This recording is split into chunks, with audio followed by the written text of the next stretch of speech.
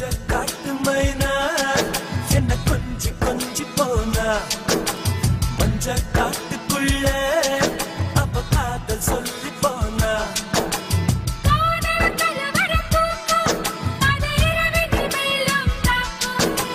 பூக்கள் பொது குழு கூட்டும் நீ தரமாய் தாங்க கேட்கும்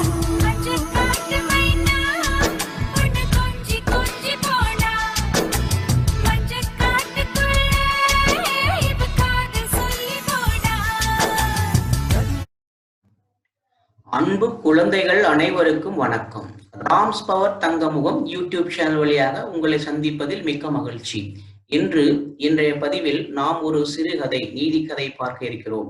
அந்த கதையின் பெயர் மஞ்சக்காட்டு மைனா. அதாவது மஞ்சள் காடு அப்படின்னு ஒரு காடு இருந்தது. அந்த காட்டுல ஒரு தெளிந்த நீரோடையும் இருந்துட்டு இருக்குது. அந்த நீரோடைக்கு ஓரமா ஒரு 2 மரங்கள் இருக்குது. ஒரு மரம் வயசான மரம், அது ஒரு அரச மரம். இன்னொரு மரம் இருக்குது, சரிங்களா? அது கொஞ்சம் இளமையான மரம். இப்படியா நாட்கள் போயிட்டு இருக்கும்போது என்ன அப்படின்னா, ஒரு நாள் அந்த பக்கமா ஒரு 4 மைனாக்கள் வருது. அப்போ அந்த மைனாக்கள் அந்த அரச மரத்தை பார்த்துட்டு, நாம இந்த மரத்துல கூடு கட்டி வாழ்ந்தோம் அப்படின்னா சில சமயம் நமக்கு என்ன செய்யும், அதுல உள்ள பழங்கள் நமக்கு உதவியா இருக்கும் சாப்பிட்றதுக்கு. அது போக கீழே நீரோட போயிட்டு இருக்குது, தண்ணி குளிச்சுக்கலாம், நம்ம குளிச்சுக்கலாம், ரொம்ப வாழ்க்கை சந்தோஷமா இருக்கும் அப்படின்னு சொல்லிட்டு அந்த அரச மரத்துல போய் கூடு கட்டலான்னு போகுது. அப்போ அந்த அரச மரம் என்ன சொல்லுது அப்படின்னா, நீங்க இங்க யாரும் கூடு கட்டக்கூடாது, நான் யாருக்கும் அனுமதி தர்றது இல்லை அப்படின்னு சொல்லுது. இதை கேட்ட உடனே மைனாக்களுக்கு ரொம்ப கோவம் வந்துருது.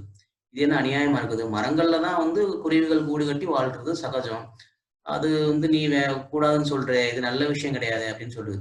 அதை பத்தி எனக்கு தெரியாது, ஆனா இங்க யாருமே நான் கூடு கட்டுறது அனுமதிக்கிறது இல்லை, அதுவும் பக்கத்துல அங்க ஒரு மரம் இருக்கு பாத்தீங்கன்னா, அங்க போய் கூடு கட்டி வாழுங்கள் அப்படின்னு சொல்லிடுது. இதை கேட்ட உடனே இந்த மைனாக்களுக்கு ரொம்ப வருத்தமா போயிடுச்சு. சரி, இவ்வளவு மோசமான மரமா நீ, உன்னோட கூடு கட்டுறதுங்கிறது நல்ல விஷயமே கிடையாது, உன்ன மாதிரியான கெட்டவங்க கூட வாழ்றதே முதல் பாவ செயல் அப்படின்னு சொல்லிட்டு அந்த மைனாக்கள் அந்த பக்கத்துல அந்த மரத்துல போய், அந்த இளமையான மரத்துல போய் கூடு கட்டி சந்தோஷமா வாழ்ந்துகிட்டு இருக்கிறாங்க. இப்படியா நாட்கள் போயிட்டு இருக்கும்போது, அதுக்கப்புறம் அந்த அந்த அத்தி மரம், அதாவது அந்த அரச மரம் வயசான மரம் இருக்குல்ல, அது நல்லா அரசம் பழங்கள்லாம் வந்துருச்சு. பழம் வந்த உடனே என்ன, நிறைய பறவைகள்லாம் அந்த பழங்கள்லாம் சாப்பிட்றதுக்காக வருது போகுது. நிறைய பறவைகள் வருது போயிட்டு இருக்குது, சாப்பிட்டுட்டு போயிட்டு என்ஜாய் பண்ணிட்டு இருக்கிறாங்க. அப்போ அந்த பக்கமா ஒரு நாள் இந்த மைனாக்களும் வருது. அப்போ அந்த அரச மரம் சொல்லுது, மைனாக்களே எங்க போறீங்க, ஏதாவது நிறைய பழங்கள் இருக்குது, சாப்பிட வேண்டியதானே அப்படின்னு சொல்லுது. அப்போ மைனா சொல்லுது, நீ எங்களை இங்க கூடு கட்டக்கூடாதுன்னு சொல்லிட்டேன், அப்படிப்பட்ட ஒரு மோசமான மரம் நீ, இந்த உலகத்திலே நீ உன்ன மாதிரி ஒரு மோசமான மரம் கிடையவே கிடையாது, உன்னுடைய பழங்கள் எங்களுக்கு தேவையில்லை அப்படின்னு சொல்லிட்டு கிளம்ப பாக்குது. அப்போ அந்த மரம் சொல்லுது, நீங்க என்ன ரொம்ப தப்பா நினைக்கிறீங்க, அதாவது நான் உங்களை ஏன் கூடு கட்டக்கூடாதுன்னு சொன்னேன் அப்படின்னா, எனக்கும் வயசாயிருச்சு, நான் ஒரு சின்ன காத்து மழை புயல் வந்ததுன்னா கண்டிப்பா இந்த ஆத்துல விழுந்துருவேன், அப்புறம் வேரோட சாஞ்சிட்டோம்னா நீங்க இதுல கூடு கட்டி இருந்தீங்கன்னா என்ன ஆகும் அப்படின்னா, நீங்களும் இந்த தண்ணியில அடிச்சுட்டு போயிடுவீங்க, உங்களுடைய வாழ்க்கையும் முடிஞ்சு போயிடும். என்னோட வாழ்க்கை முடிஞ்சா பரவாயில்ல, ஏன்னா நான் வயசாயிடுச்சு, ஆனா உங்களை மாதிரி இளமையானவங்க வாழ்க்கை போயிடக்கூடாது, அதனாலதான் நான் இப்போ யாரையுமே அனுமதிக்கிறது இல்லை கூடு கட்டுறதுக்கு. நான் இளமையா இருக்கும்போது நிறைய பறவைகள் இதுல கூடு கட்டி இருந்தாங்க, நிறைய பழங்கள் சாப்பிடுவாங்க, ரொம்ப சந்தோஷமா வாழ்ந்துட்டு இருந்தாங்க.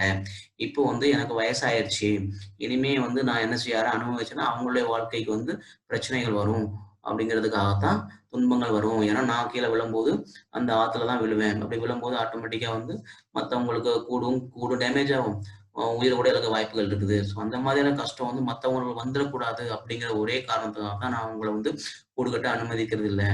ஆனா எல்லாருமே என்ன தப்பா நினைக்கிறாங்க அப்படின்னு சொல்லுது.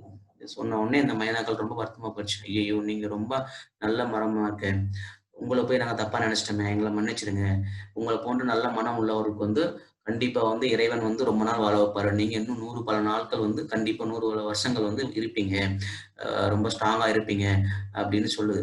சரி, அது ஒன்றும் பிரச்சனை இல்லை, நான் எவ்வளவு நாள் வாழ்ந்தாலும் பிரச்சனை கிடையாது அப்படின்னு சொல்லிட்டு, நீங்க இந்த பழங்கள்லாம் சாப்பிடுங்க, அந்த மரத்திலேயே நீங்க வாழ்ந்துட்டு இருங்க அப்படின்னு சொல்லுது அந்த அரச மரம். சரின்னு சொல்லிட்டு அவங்க ஃப்ரெண்ட்ஸ் ஆயிட்டாங்க. அந்த அரச மரத்துல பழங்களை சாப்பிட்டுட்டு போயிட்டு இருக்கு இந்த பறவைகள் டெய்லி. இப்படியா நாட்கள் போயிட்டு இருக்கும்போது ஒரு நாள் திடீர்னு மிகப்பெரிய ஒரு புயல் வருது. புயல் காற்றோட மழையோட வந்த பொண்ணே அந்த புயல் காற்று மலையில அந்த மரம் கீழே விழுந்து அடிச்சிருச்சு.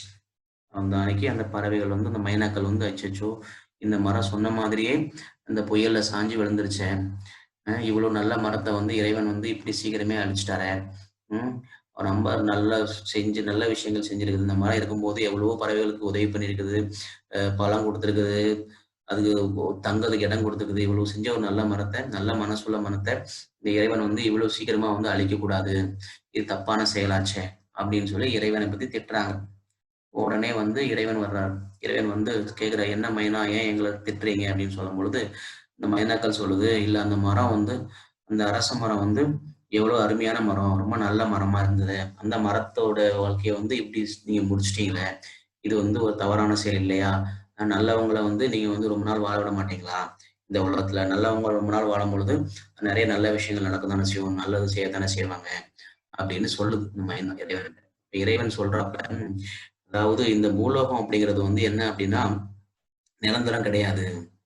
சரிங்களா? இந்த பூலோகங்கிறது நிரந்தரம் கிடையாது. பூலோகத்த விட்டு நம்ம வந்து போய் தான் ஆகணும். அது வந்து எல்லா உயிர்களுக்கும் பொருந்தும். அதனால வந்து இந்த பூலோகத்துல ஆனா வந்து நீங்க செய்யக்கூடிய நல்ல விஷயங்கள் வந்து காலங்காலமா இருந்துட்டு இருக்கும்.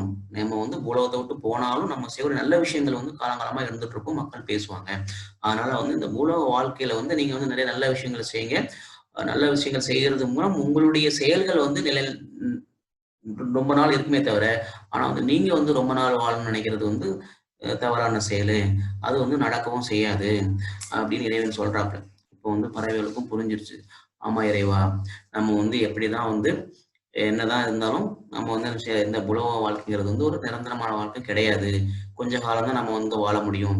அப்போ வாழக்கூடிய அந்த காலங்கள்ல வந்து நம்மளுடைய செயல்கள வந்து நல்ல செயலா பார்த்துக்கிட்டோம் அப்படின்னா, நம்ம வந்து கண்டிப்பா வந்து காலங்காலமா நம்மள பத்தி இந்த உலகத்துல வாழ்றவங்க சொல்லுவாங்க. அப்படிங்கிறத புரிஞ்சுக்கிட்டோம். நன்றி இறைவா! அப்படின்னு சொல்லுதாங்க. இதுதான் வந்து கதை. இந்த கதையில இருந்து என்ன அப்படின்னா, அதாவது பூலோக வாழ்க்கை என்பது வந்து நிரந்தரம் கிடையாது. இது நாம வந்து கொஞ்ச நாள் வாழக்கூடிய ஒரு வாழ்க்கை தான். அதுல வந்து சில பேருக்கு வந்து கொஞ்சம் அதிகமான நாட்கள் வாழ்றாங்க. சில பேர் கொஞ்சம் கம்மியான நாட்கள் வாழ்றாங்க. ஆனா வந்து யாருமே வந்து நிரந்தரமா வந்து வாழ்ந்துற முடியாது பூலோகத்துல. ஆனா நம்ம செய்யக்கூடிய நல்ல செயல்கள், நம்ம செய்யக்கூடிய நன்மைகள், அது வந்து நிரந்தரமா மக்கள் மனதில வந்து நிலை பெற்றிருக்கும். அடுத்தடுத்து வரக்கூடிய அந்த மனிதர்கள், மக்கள் வந்து அதனுடைய நல்ல விஷயங்கள வந்து பேசுவாங்க. ஸோ அதனால நம்ம வாழ்நாள்ல வந்து இருக்கக்கூடிய அந்த கொஞ்ச நாட்கள்ல வந்து, நாம வந்து முடிஞ்ச அளவுக்கு வந்து நல்ல விஷயங்கள செய்யணும். அடுத்தவங்களுக்கு வந்து கேடு கெடுதல் செய்யறத அவாய்ட் பண்ணணும். இந்த மாரி செய்யக்கூடாது. உதவி செய்யாட்டி கூட பரவால்ல. அடுத்தவங்களுக்கு என்ன செய்யக்கூடாது? தேவையில்லாத துன்பங்களையும், கெடுதல்களையும் செய்யக்கூடாது. அதனால நமக்கு எந்த நல்ல விஷயமும் கிடைக்க போறது இல்ல. அப்படிங்கிறத வந்து சொல்றதுக்காக தான் நம்ம வந்து இந்த கதைய வந்து ஷேர் பண்ணியிருக்கோம். இன்னொரு கதையில உங்கள சந்திக்கும் வரை உங்களிடமிருந்து விடைபெறுவது ராம்ஸ்போர்ட் தங்கமும் ராமச்சந்திரன். நன்றி குழந்தைகளே. வந்தது தெரியும் போவது எங்கே வாசல் நமக்கே தெரியாது. வந்தவரெல்லாம் தங்கிவிட்டால் இந்த மண்ணில் நமக்கே இடமேது. வாழ்க்கை என்பது வியாபாரம், வரும் ஜனனம் என்பது வரவாகும், அதில் மரணம் என்பது செலவாகும். போனால் போகட்டும் போடா, போனால் போகட்டும் போடா, போனால் போகட்டும் போடா. இந்த பூமியில் நிலையாய் வாழ்ந்தவர் யாரடா, போனால் போகட்டும் போடா. இந்த பூமியில் நிலையாய் வாழ்ந்தவர் யாரடா, போனால்